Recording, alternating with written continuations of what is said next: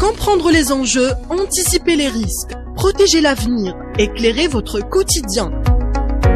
Répondre à vos doutes et bâtir ensemble une Afrique plus forte.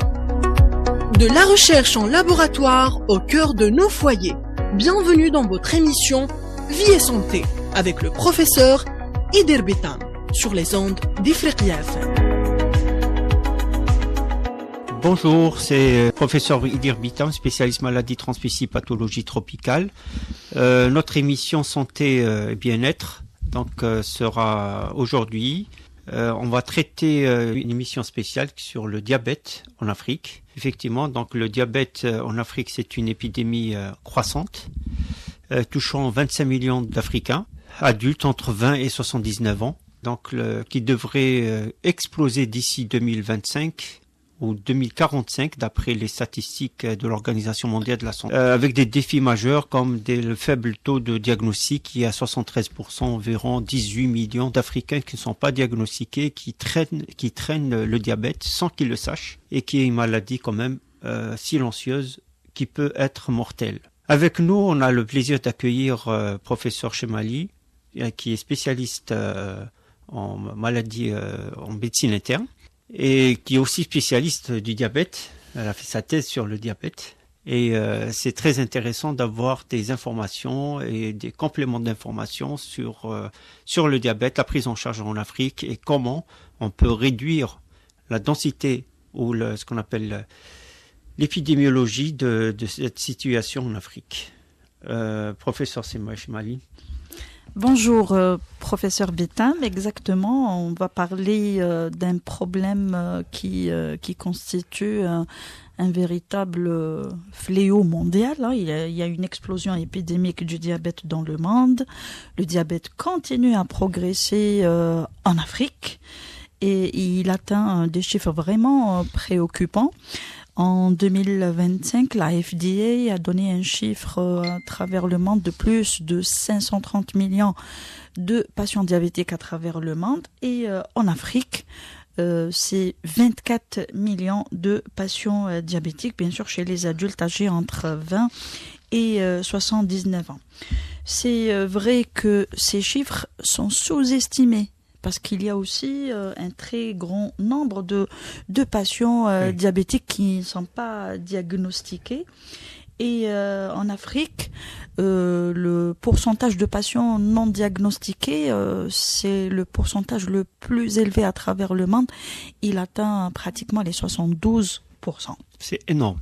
C'est vraiment énorme. Et c'est inquiétant parce qu'en fait, le budget mondial de la prise en charge du diabète est très très faible en Afrique. Elle représente que 1%, ouais. L'équivalent de 10 milliards de dollars. C'est extrêmement faible. Et comme vous dites, le manque de dépistage déjà, qui est un facteur qui est très important, ça fait partie des facteurs qui font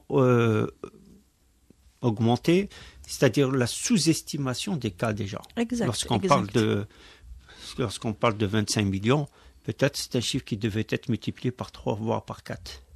C'est énorme, et donc c'est une bombe à retardement, point de vue santé publique en Afrique, qui doit être prise en charge et prise en sérieux, surtout par les politiques. C'est-à-dire que maintenant, il faut que ça soit pris en charge convenablement.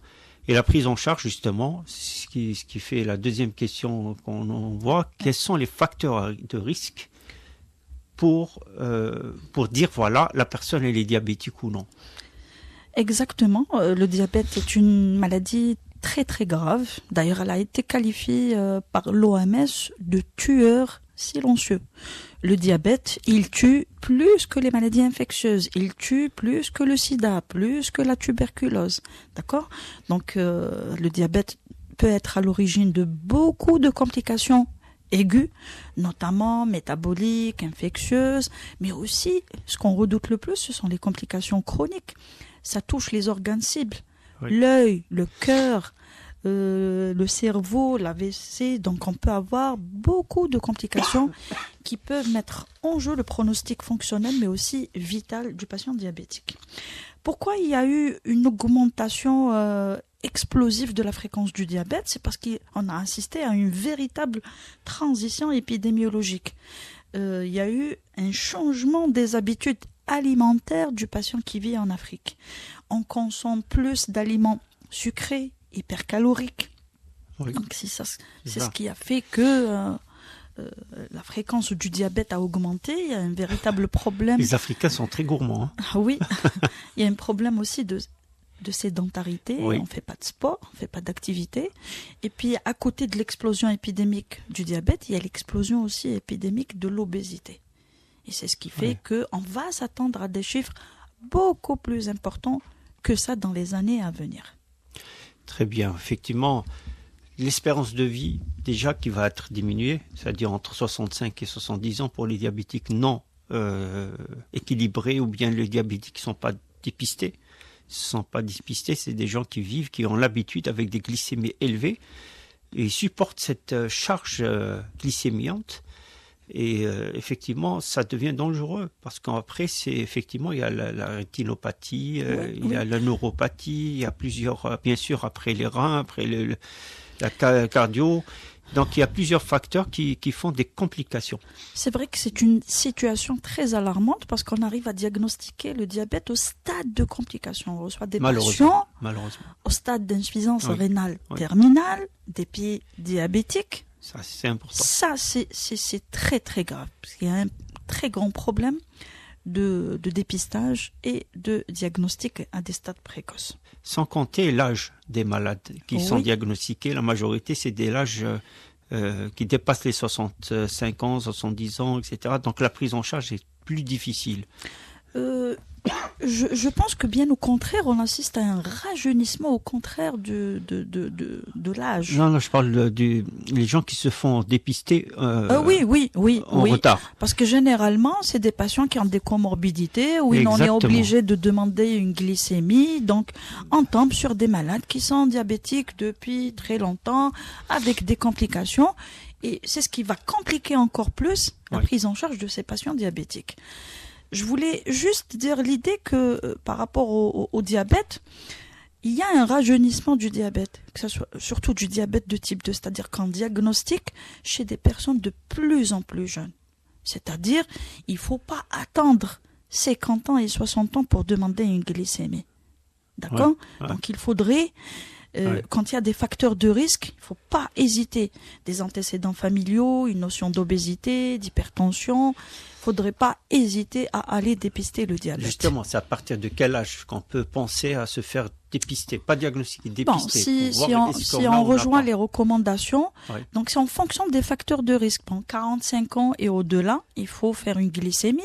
Mais si on est obèse, si on a un problème d'hypertension artérielle, de dyslipidémie, là, il faut pas hésiter à aller demander une glycémie et aller dépister le diabète.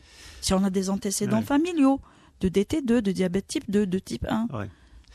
Non, ça c'est un facteur qui est très important. Pourquoi ? Parce que en fait,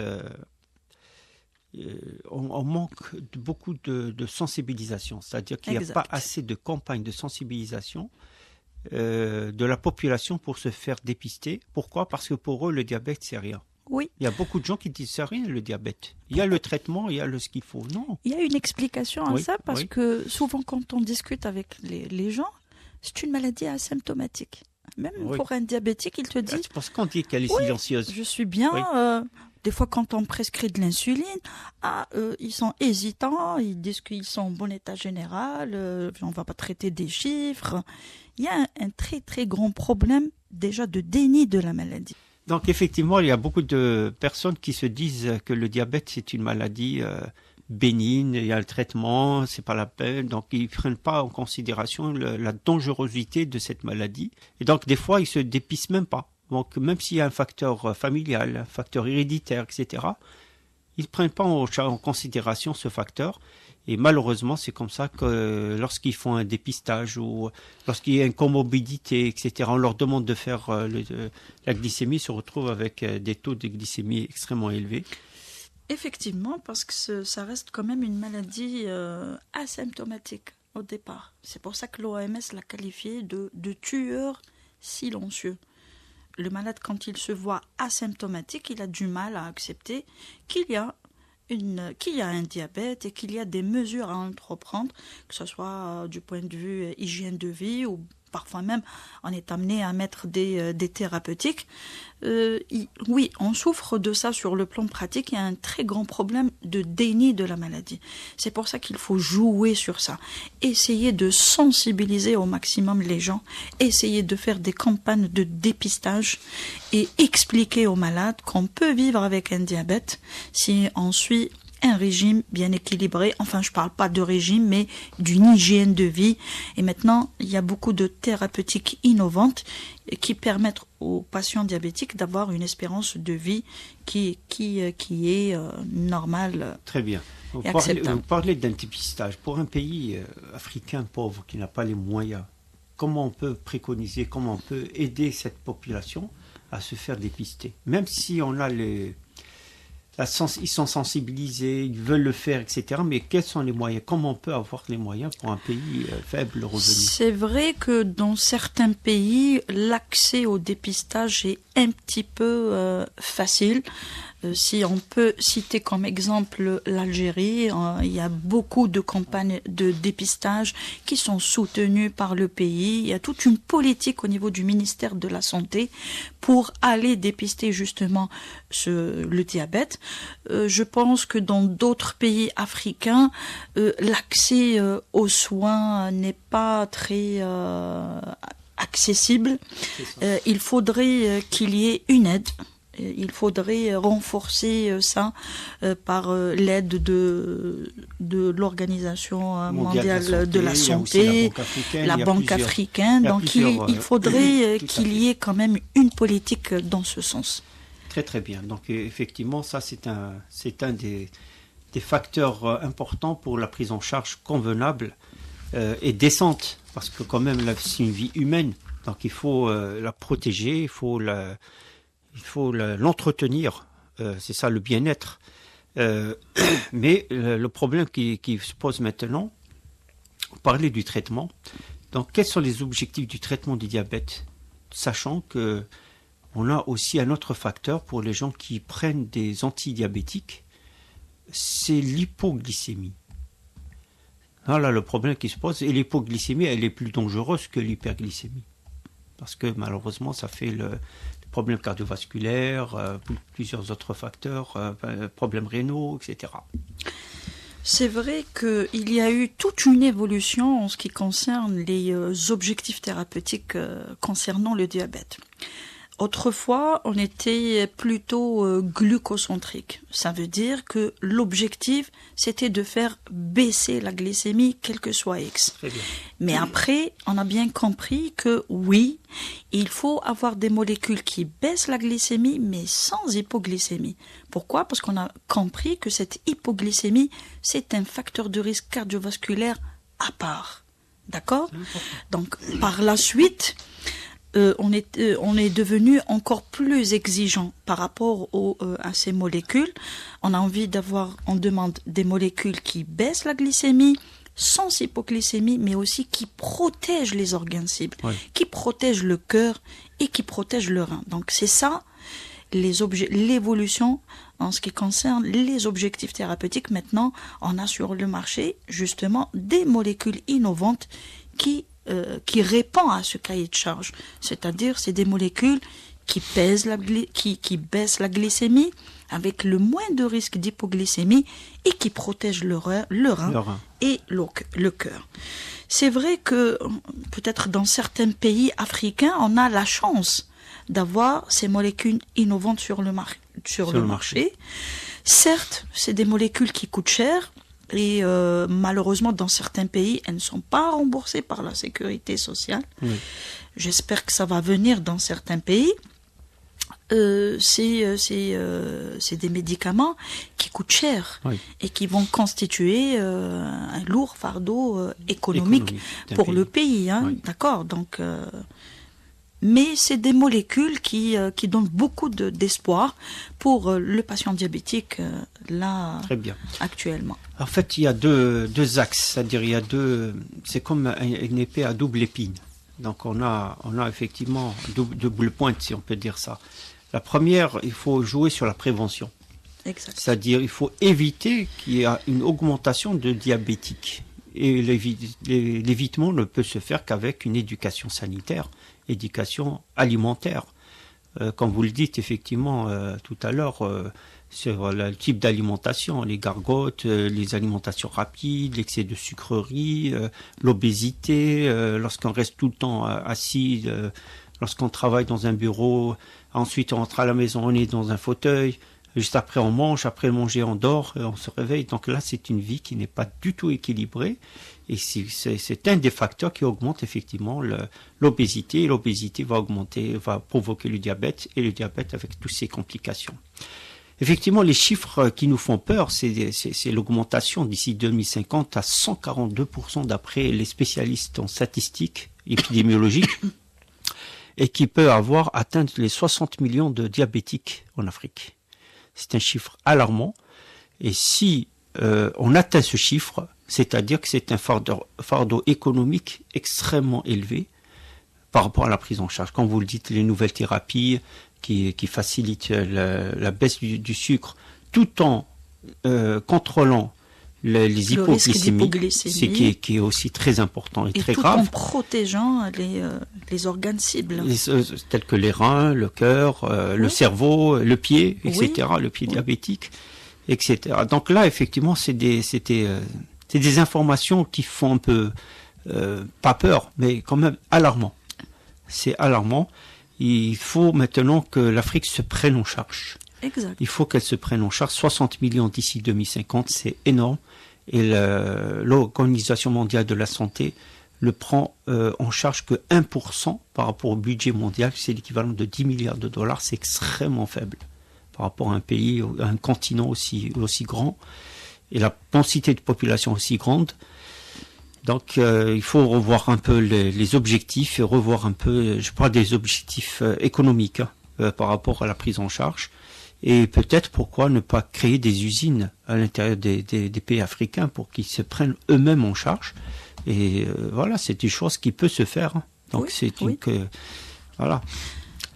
C'est vrai que c'est très préoccupant, surtout que la progression, si on se compare entre l'Afrique et d'autres compartiments, la progression du diabète en Afrique est beaucoup plus importante. Donc on s'attend à des chiffres beaucoup plus importants. Si on veut réduire cette fréquence, il faut jouer la carte de la prévention. La prévention, tout à fait. La sensibilisation. Il faut sensibiliser. Éducation sanitaire, éducation alimentaire. Il faudrait revenir à nos anciennes habitudes. Une alimentation équilibrée. Oui. Il faut pratiquer plus de sport, une activité sportive régulière, d'accord, lutter contre tous les facteurs de risque, l'arrêt du tabac et autres, lutter contre l'obésité. C'est comme ça qu'on va réduire la fréquence du diabète. Parce qu'on sait qu'avoir un diabétique, avec des complications, sa prise en charge, elle est difficile et ça coûte très très cher pour la société. Exactement. Donc, d'après vous, d'après les constats, d'après les chiffres, d'après tout le constat amer, si on peut dire ça, par rapport au nombre de cas, les complications, etc., le manque de dépistage, qui est aussi un facteur qui est très important. Les gens qui vivent avec du diabète et qui ne savent pas qu'ils sont diabétiques, c'est encore plus grave. Quelles sont les mesures que vous pensez par rapport à la politique sanitaire en Afrique ? Comment on peut voir comment on peut, à part bien sûr créer des usines à l'intérieur des pays africains pour qu'essayer que l'Afrique se prenne en charge, ça c'est très important. Et de deux, comment on peut avoir un financement international. Bien sûr, il y a l'Organisation mondiale de la santé, il y a l'Union africaine, il y a les banques africaines, mais on voit que ça ne marche pas, ça ne fonctionne pas comme il se doit. Donc il faut qu'il y ait une forme de sensibilisation des politiques pour qu'ils puissent prendre en charge ce facteur. Parce qu'en fait, il y a les maladies infectieuses, on parle du paludisme, qui est aussi important, on parle d'1 million de cas. Oui. C'est une maladie mortelle aussi, une maladie dangereuse. On parle de VIH aussi, c'est une maladie mortelle qui touche beaucoup plus les pays africains aussi. On parle de la tuberculose avec résistance aux antibiotiques. Aussi, c'est un facteur qui est important. Mais on ne parle pas de diabète. Le diabète n'est pas considéré comme une maladie alarmante par rapport aux politiques. Je pense qu'il faut voir comment orienter la sensibilisation des politiques vers le diabète en disant que c'est comme le cancer. Hein. Donc il est très très silencieux. Lorsqu'il déclare, peut-être c'est trop tard. Exact. Je disais tout à l'heure que le diabète tue plus que le sida. Il tue plus que la tuberculose. Ouais. C'est-à-dire qu'il faut vraiment se préoccuper de ce problème. C'est vrai que dans certains pays africains, je citerai à titre d'exemple l'Algérie, oui, on prend vraiment au sérieux cette histoire d'augmentation progressive et alarmante du diabète, et il y a toute une politique de la part du ministère concernant l'instauration de toutes les mesures de prévention, que ce soit l'amélioration de l'équilibre alimentaire, essayer de sensibiliser dans le sens de lutte contre la sédentarité, la pratique d'une activité physique, et en dehors de toutes les campagnes de dépistage très bien. Et de sensibilisation à travers la télé. Il y a des spots publicitaires, jouer sur ça. C'est ce que je recommande peut-être dans d'autres pays africains, c'est de sensibiliser encore plus par rapport au diabète. Parler paludisme, parler du sida, oui, mais parler aussi du diabète. C'est important, oui. C'est très important parce que c'est une maladie qui tue. Tout à fait. Il y a aussi un autre facteur, c'est la multisectorialité. Oui. C'est pas que la santé. On parle beaucoup plus de ministère de la Santé, mais il ne peut pas prendre ce fardeau seul. Exact. Donc il y a le ministère de l'Intérieur, il y a le ministère de l'Environnement, il y a le ministère de l'Industrie pharmaceutique. Voilà, il y a plusieurs ministères qui peuvent, surtout l'environnement, il a un rôle très très important et majeur. Exact. Il n'y a pas que le ministère de la Santé qui est concerné, mais c'est tout le monde qui doit jouer le jeu pour avoir une action dans le but de réduire la fréquence du diabète. Très bien. Donc effectivement, on a fait à peu près le tour de cette pathologie en Afrique.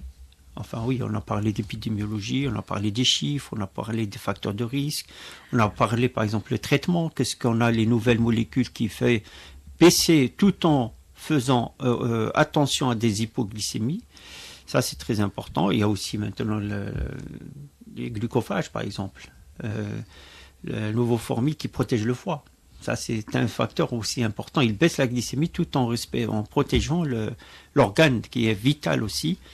Et on a parlé aussi, malheureusement, des chiffres alarmants du diabète en Afrique et les perspectives, malheureusement, négatives qu'ils peuvent avoir. On parle de 60 millions de diabétiques d'ici 2050. Ça, c'est alarmant. Donc, la prise en charge est de plus en plus importante. Et il faut trouver la solution, comme vous le dites, tout à fait, la prévention. Donc effectivement, même dans le traitement qu'on a parlé tout à l'heure, on a parlé des nouvelles thérapeutiques, etc. Mais on a oublié un facteur qui est très important, c'est le manque de confiance de la thérapeutique moderne. On parle maintenant de ce qu'on appelle la médecine moderne, la médecine traditionnelle. Voilà, ce qui fait un peu les choses, c'est que maintenant la population africaine, la majorité de la population, surtout dans les pays retirés, donc des zones un peu retirées, c'est que la population fait trop confiance aux médecines traditionnelles avec des traitements avec des herbes, avec bon, je vais pas faire de la publicité parce qu'on a plein d'herbes hypoglycémiants, mais ça reste des compléments alimentaires, pas des traitements. Donc malheureusement, c'est ce qui fait augmenter les risques des complications du diabète, etc. Il faut qu'on rappelle que la prise en charge du patient diabétique, elle peut se faire que ce soit par un médecin généraliste ou un médecin spécialiste. Elle s'articule autour de 3 grands piliers. Il y a d'abord le volet thérapeutique, c'est-à-dire médicaments, d'accord ? Et le choix de la thérapeutique, il doit se faire en fonction du profil du patient, après discussion avec lui, ça c'est clair.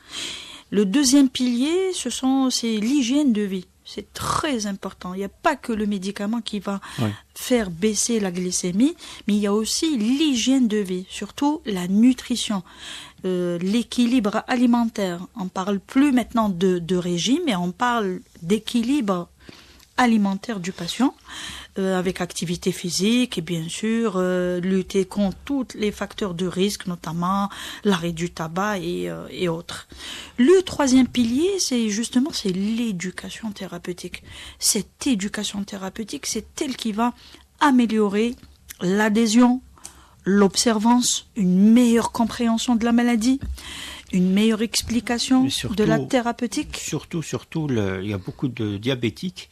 Lorsqu'ils se prennent en charge, il y a une prise en charge sanitaire, c'est-à-dire médicamenteuse, ils se mettent à l'aise, c'est bon, ça y est, donc je peux continuer à manger le sucre riche, je peux continuer à manger le gras, je peux continuer à manger le plus normalement, alors que c'est faux. C'est faux, bien sûr que c'est faux. C'est pas parce que tu t'injectes de l'insuline, c'est pas parce qu'on t'a prescrit des analogues GLP-1 ou que tu es protégé, non.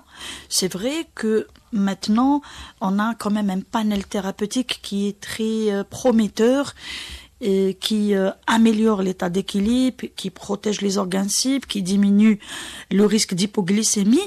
Mais à côté, il faut toujours avoir une hygiène de vie exemplaire, c'est-à-dire limiter la consommation de produits sucrés, hypercaloriques, manger beaucoup de fruits et légumes. C'est suivre notre fameux régime méditerranéen. C'est le meilleur régime qu'on peut proposer pour un patient diabétique. Consommation de beaucoup de fruits et légumes, limiter la consommation de l'alimentation type fast-food, les fritures, c'est ça le plus important. Il y a le régime méditerranéen aussi, le régime subsaharien, il y a le régime tropical, il y a le régime, etc. Chaque région a son propre. Moi j'ai cité l'exemple et là, du ça régime. Alimente une autre information importante en Afrique, c'est que l'Afrique, effectivement, c'est un continent qui héberge énormément de ce qu'on appelle, c'est pas des compléments, peut-être c'est des traitements thérapeutiques qui sont très importants. Donc, il faut qu'il y ait des recherches scientifiques dans le domaine des plantes d'intérêt médicinal pour essayer de trouver des traitements plus efficaces et moins dangereux, c'est-à-dire beaucoup moins de produits chimiques. Oui. Et justement, je disais, à travers l'éducation thérapeutique, c'est un patient qui va nécessiter une éducation à travers laquelle on pourra lui expliquer sa maladie, son traitement et aussi ses mauvaises habitudes. La consommation de compléments alimentaires qui est devenue un véritable fléau.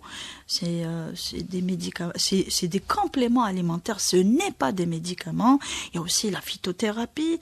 Ils refusent de prendre des médicaments, mais ils prennent des herbes qui sont hypoglycémiantes ou je ne sais pas. Non, c'est-à-dire qu'on profite à travers ces séances d'éducation thérapeutique, c'est justement de faire passer toutes ces informations pour le patient diabétique.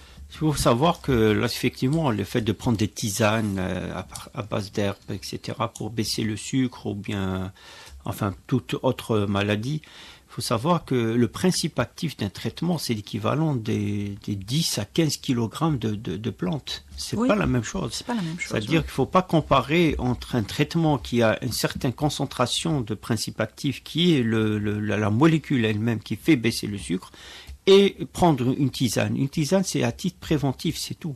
C'est-à-dire que c'est juste essayer d'équilibrer un peu le traitement thérapeutique réel avec l'alimentation, l'éducation alimentaire. Donc c'est juste un complément, c'est pour ça qu'on parle de complément.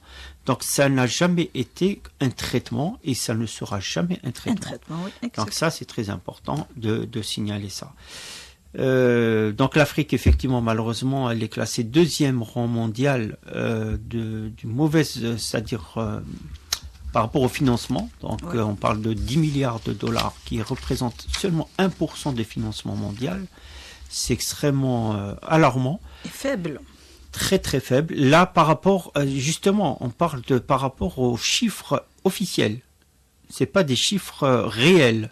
Lorsqu'on parle de chiffres réels, c'est énorme. C'est pour ça que l'espérance de vie a baissé de 10 ans. par rapport à un diabétique qui non équilibré ou une personne qui est diabétique qui n'est pas encore dépistée, c'est encore plus grave. Et c'est pour ça que effectivement l'espérance de vie baisse de 10 à 15 ans par rapport à une personne qui est en bonne santé et qui se prend en charge convenablement. Moi, je pense qu'il y a un grand intérêt à investir dans le sens de dépister justement cette maladie dans les pays africains, parce qu'on sous-estime vraiment l'impact l'impact économique et l'impact aussi de la prise en charge des patients qui sont au stade des complications. Eh ben, je vous remercie et à la prochaine. Inch'Allah, merci beaucoup. Et à bientôt. À la prochaine émission, la semaine prochaine, toujours lundi à 11h.